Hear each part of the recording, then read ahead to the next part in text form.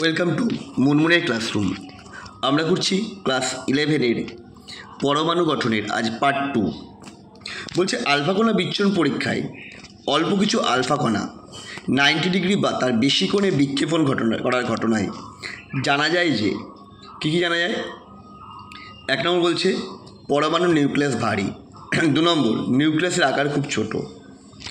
C বলছে A B উভয়ই সঠিক। আর আলফা কণার গতিপথে ইলেকট্রন বাধা সৃষ্টি করে। এখানে যেগুলো আছে তার মধ্যে আমরা যেটা দেখতে পাচ্ছি অপশান সি হবে, যেটা এ এবং বি দুটো সঠিক। পরমাণু নিউক্লিয়াস ভারী, কারণ কি 20,000-এর মধ্যে একটা আলফা কণা যে পথে গেছিলো সে পথেই ফিরে এসেছিল। আর নিউক্লিয়াস আকার খুব ছোট, এটা প্রমাণ করে বেশিরভাগ আলফা কণাই ওই সোনার পাতটা ভেদ করে চলে গেছিলো। রাদারফোর্ডের আলফা কণা বিচ্ছুরণ পরীক্ষায় কোন ঘটনাটি ঘটে না?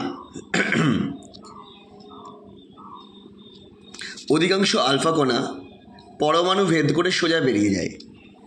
কয়েকটি আলফা কণা নিউক্লিয়াসকে ভেদ করে বেরিয়ে যায়, এইটাই ঘটে না। নিউক্লিয়াসকে ভেদ করে কোনো আলফা কণা বেরোয় না, কারণ নিউক্লিয়াসে যারা আঘাত করে তারা যে পথে যায় সে পথেই ফিরে আসে। অপশান বি ভুল।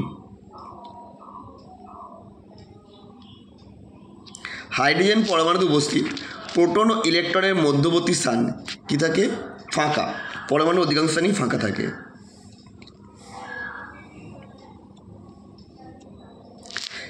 একটি আলফা পরমাণু নিউক্লিয়াস আবিষ্কারী রাদারফোর্ডের পরীক্ষায় একটি রশ্মি ব্যবহার হয়েছিল, যা হলো অবশ্যই আলফা কণা। আলফা কণা মানে হিলিয়াম আয়ন। রাদারফোর্ডের আলফা কণা বিচ্ছুরণ পরীক্ষা থেকে জানা যায় যে ভর ও শক্তি পরস্পর সম্পর্কযুক্ত না। নিউক্লিয়াসে ঘিরে ইলেকট্রন অবস্থান করে, নিউক্লিয়াসের অভ্যন্তরে নিউট্রন অবস্থান করে, এটাও জানা যায় না। পরমাণুর ওপর সংঘর্ষের অবস্থান সূক্ষ্মভাবে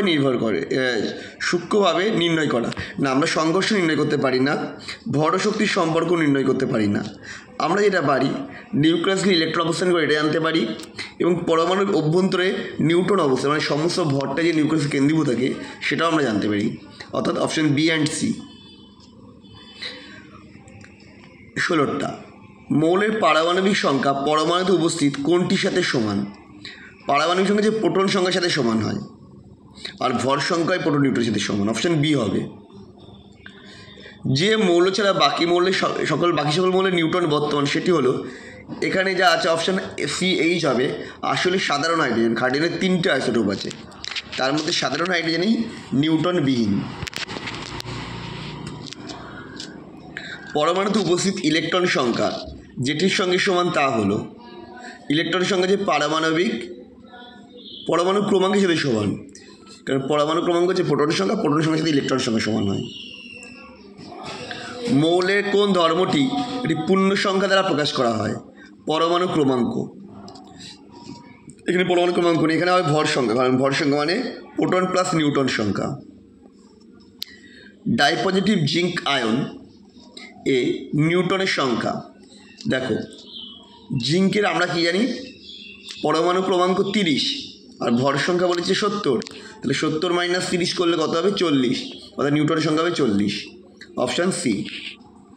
আমাদের ভিডিওটা কেমন লাগলো কমেন্ট করে জানাও, আর এই ধরনের ভিডিও পেতে অবশ্যই চ্যানেল বা পেজটা সাবস্ক্রাইব করো অথবা ফলো করো।